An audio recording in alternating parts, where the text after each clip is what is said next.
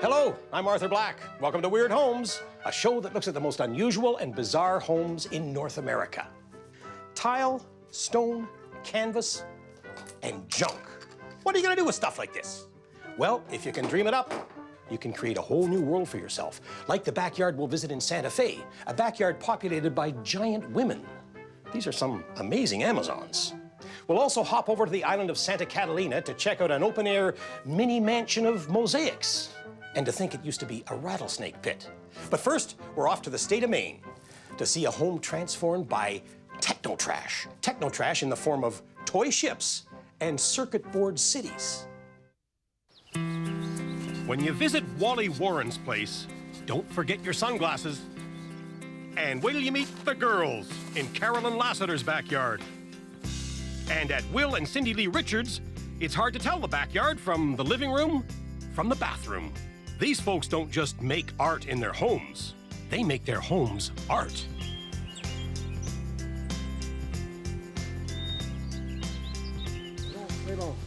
Who's that emerging from a pond in rural Maine?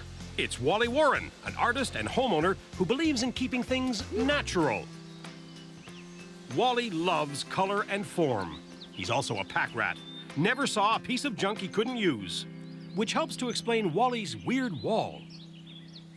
And this is the wall of refuse. I come out here in the fall and I cut the brush down and it grows back. But this has been here since 1975.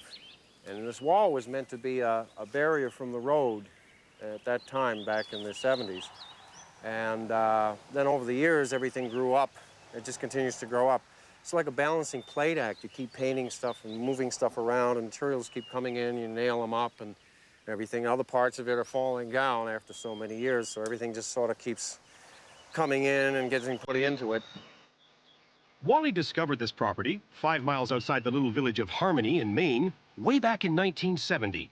He bought it for $550. After he built himself a house, he proceeded to decorate his 5-acre homestead. But he was looking somewhere beyond pink flamingos and garden gnomes. And this is like going in, leading through the wall of refuse to my studio. This is my monument to the lost salesman here. These guys have been here for quite a while. And my satellite dishes. I collect satellite dishes. People have been leaving me satellite dishes. My neighbors drop these satellite dishes on me and I paint them up. I like the parabolic surfaces. They're great for painting. There aren't too many surfaces Wally can't transform into art, and the cheaper the better. In fact, he prefers to work with stuff most of us leave by the curb for garbage pickup. Picasso worked on canvases. Wally works on what he calls techno-trash. I deal with everything that's discarded because it's like a metaphor. And so I take a lot of stuff that other people are discarding and I build my model cities and my boats out of them. They really are caricatures from my dreams. As an artist, I see myself as a microbe, and I'm breaking everything down that this society produces and reconstituting it into my image that I believe is of society, of the world, my world. So I'm creating my own world. When it comes to creation, Wally's got a lot of hands-on experience. He's worked in construction, been a fisherman, a warehouseman, even a dishwasher in a fancy restaurant. He tried the academic route, but that wasn't for him. I went to college to study architecture, failed miserably. And I just became an artist. I went into art, and I started building my cities on my own. These are my Patronus towers here. They're made from a pilot pen. There's my mouse right there. Makes a good auditorium. You work your way through the railroads here to the train station here. Filters out from there and goes through all of these circuits here. It's the city of lost dreams, and this is my monument here to the lost dreams, the vertebrae, and these are false teeth. They always have a river through it. The river focuses your eye as you're coming into the city. Wally may create cities, but he prefers to live right here on his 5 acres in the country. When he bought this place, it was just a bog. That's why he got it so cheap. He decided it needed a pond, and for 5 years he dug away with a pick and shovel. Then he gave up and brought in a bulldozer. Now he's got his own private lake, complete with homemade marina, perfect for launching his flotilla of handmade boats. This has become the focus of this place over the years. It's our swimming hole. It's where I try out my boats. A lot of my boats just sink right to the bottom. But that doesn't matter. The boats in Wally's fleet are as whimsical as his urban wall hangings and his painted satellite dishes. They're made from whatever's lying around and according to whatever's going through Wally's head at the time. He dreams them up, slaps some paint on, and launches them with a merry anchors away. Or perhaps in this case, for... This is my golf cruiser. You may have noticed that Wally's dress code is casual, but he gets way more casual than this. I'm not a nudist, no, not deliberately by any, I just don't wear clothes in the summertime very much. I mean, usually I'm out here with just a nail pouch on and nothing else.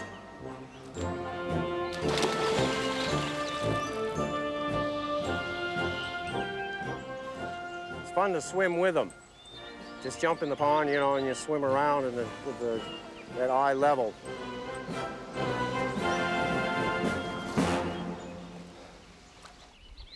Something else Wally likes to eyeball up close, the latest offerings at the local dump. This is where he finds broken bits of kitchen appliances and obsolete computer parts, just waiting to be recycled into Wally's world.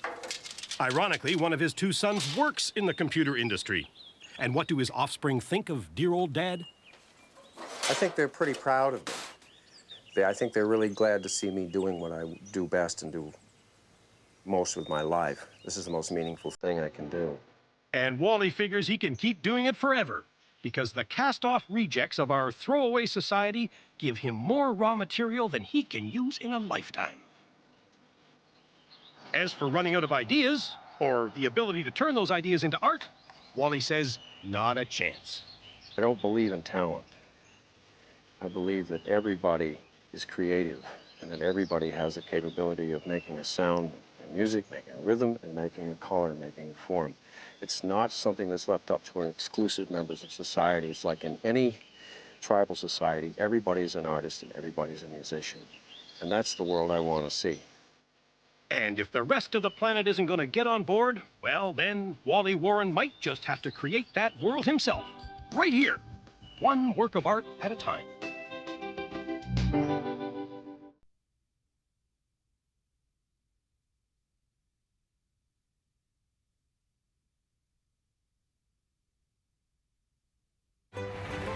Santa Fe, New Mexico, a haven of human creativity with more than 250 art galleries. This is Susan Contreras, isn't it? I don't know, it just came Oh, I think it is. This is so cool.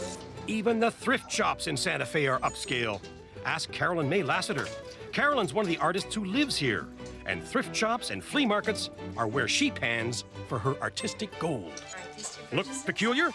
Carolyn's got a use for it, and it probably involves her girls. Thank you.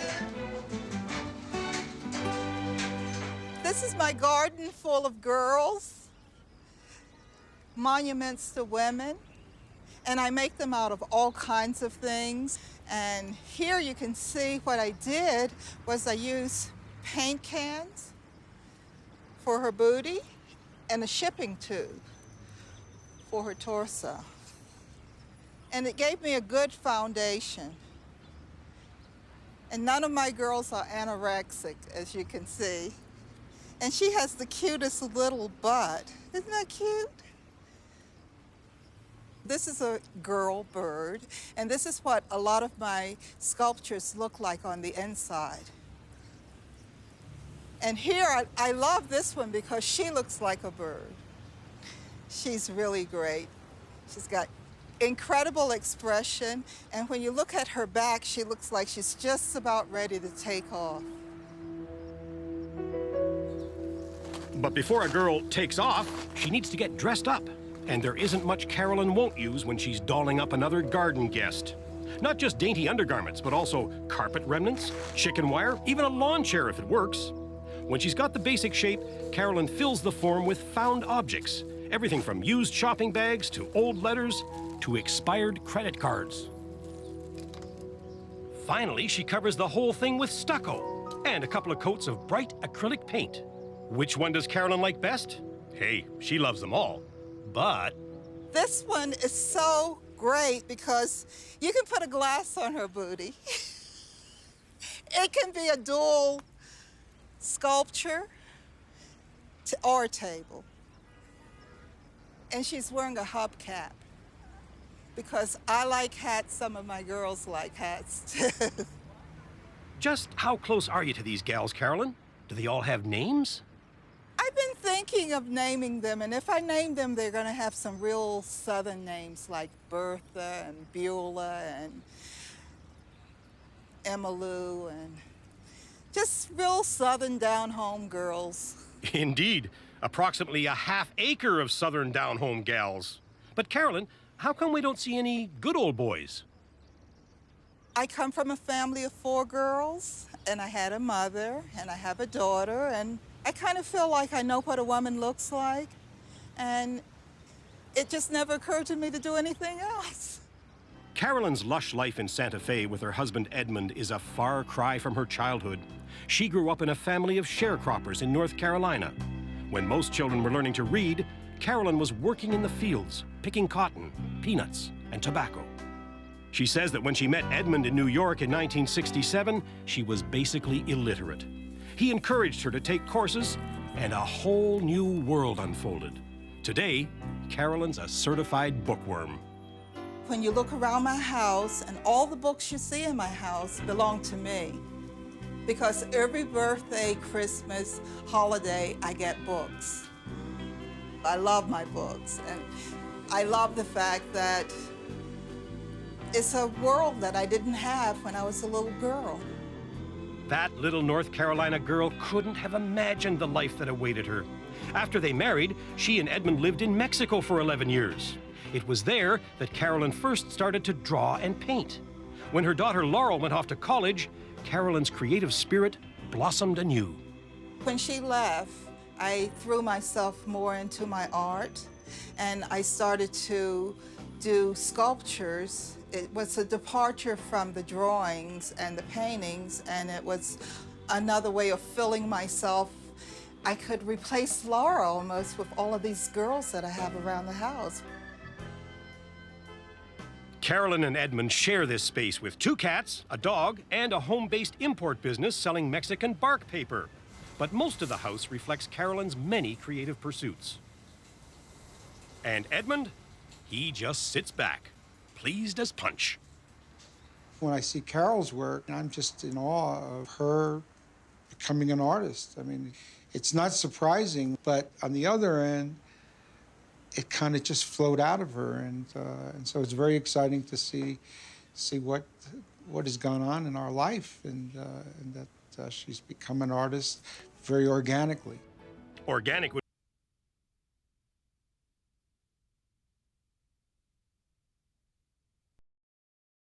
26 miles across the sea from Los Angeles lies the fabled island of Santa Catalina. Lots of boaters come to visit, but only 3,500 people get to call it home. 2 of them are Will Richards and his wife Cindy Lee. They live and work here. Well, they don't work all the time.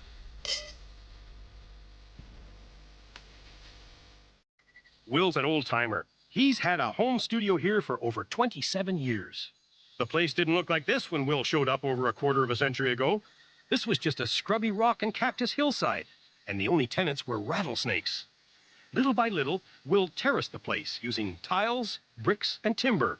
His studio didn't so much get constructed, he just evolved. And living on an island meant having to use what came to hand. It's all recycled from the island here. People either they donated it, or I have friends that say, hey, there's a whole bunch of good lumber over here, and here's some cement, you know. So everything has been found, or I made it, or someone gave it to me. We did not buy a thing. Will says the place is constantly in progress, but that doesn't mean he and Cindy Lee can't stop for a second to give us a tour. Then we're gonna walk on into the design room here where I paint the tiles and make tiles and paint them and glaze, you know, on our way to glazing, so come on in. Yeah, here we are, and this is the design room where we set up all these tiles and do tile murals and anything that we want to create. any scale. And this is basically all the little single tiles and all the glazes that we use to like paint the tiles.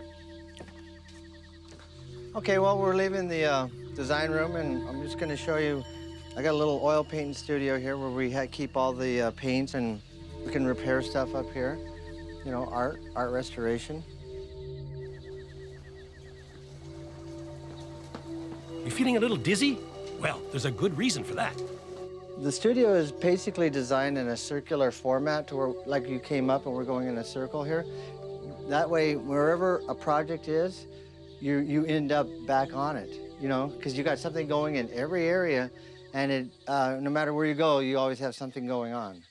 And it does go on and on, because when it comes to art, Will and Cindy Lee are a Jack and Jill of all trades. Will's a sculptor, a carver, a painter, and a mosaic artist. Cindy Lee is a fabric artist. But doesn't that get confusing? Will says, not if you do it right.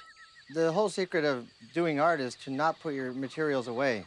If you have everything out, then you can, you know, you never lose your momentum. Speaking of momentum, how do folks get around on Santa Catalina? Golf carts, mostly. The island is not car-friendly. If you want to bring a car over, put your name on the wait list. The 27-year-long wait list. Cindy Lee hails from San Diego. She met Will when she visited the island to take in the annual jazz festival. The two of them have been making beautiful music ever since. And she isn't the only transplant from the mainland. When she married Will 2 years ago, she brought along 2,300 pounds of garden plants to add a little color to the place. It's a little shaded garden area where you can walk through, and it's kind of, the whole place is assembled with all kinds of like found material, you know, bones and wood, and it's just a collage of whatever is natural. We put it all together where it makes sense. This is our kitchen, the outdoor kitchen.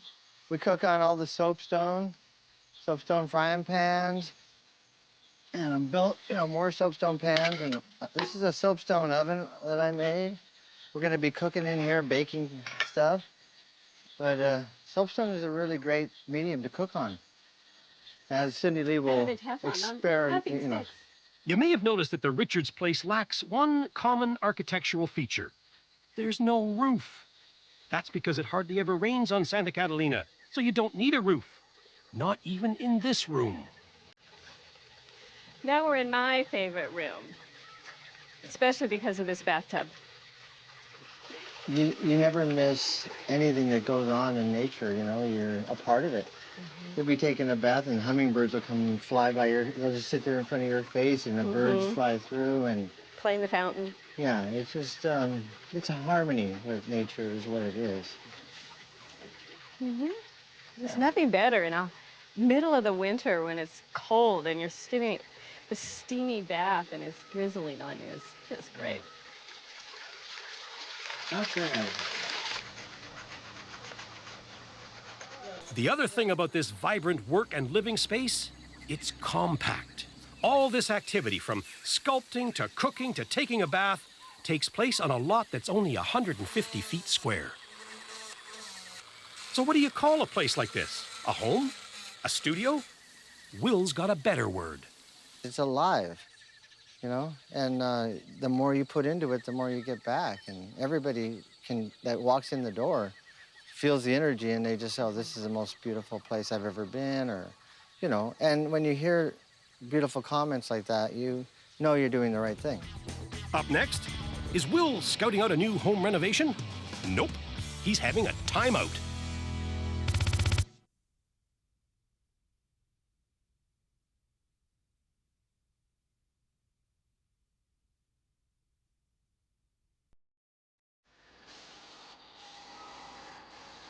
This is Will Richards' son, Gable. Not surprisingly, he's been bitten by the art bug, too. Hard not to be when you grow up in a place like this. I went to preschool right over here across the way, so it's kind of cool to have, you know, my dad's art studio right across the street. You know, I never had to, you know, go far to reach Pops and the studio lifestyle. Things have changed a lot in the past years, but it's a constant developing process. It's never going to be quite done, you know. It's a never-ending art project.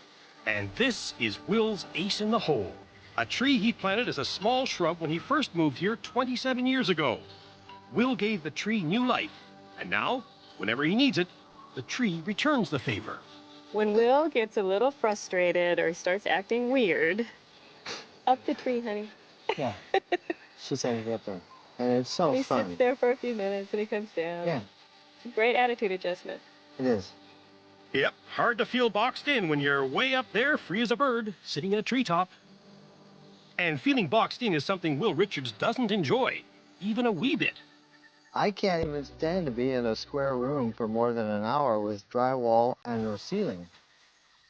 After living like this, I don't want to be in a real home. I don't want to be in a square room. It just wouldn't work. Well, it looks like Will and Cindy Lee are right where they belong. A place full of art and flowers and hummingbirds, where, when it comes to a ceiling, the sky's the limit. And Carolyn Lacader, he and Edmund will never be lonely. Not with all their girls out back. Same goes for Wally Warren, captain of his ship, of all his ships, on the shores of his own private ocean in the backwoods of Maine. You know, I like the way Will and Cindy Lee work out their frustrations. When he drives her up the wall, she sends him up the tree. I'm Arthur Black. Hope you enjoyed Weird Homes. We'll see you next time.